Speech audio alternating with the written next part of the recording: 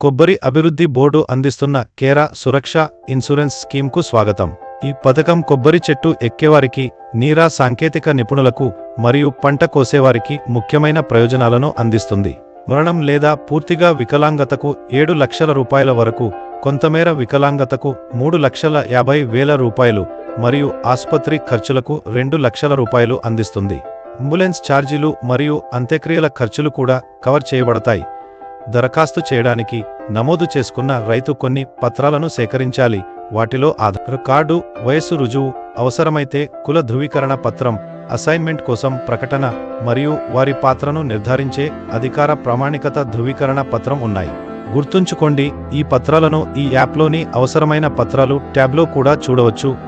ప్రారంభించడానికి form download బటన్ను click చేయండి.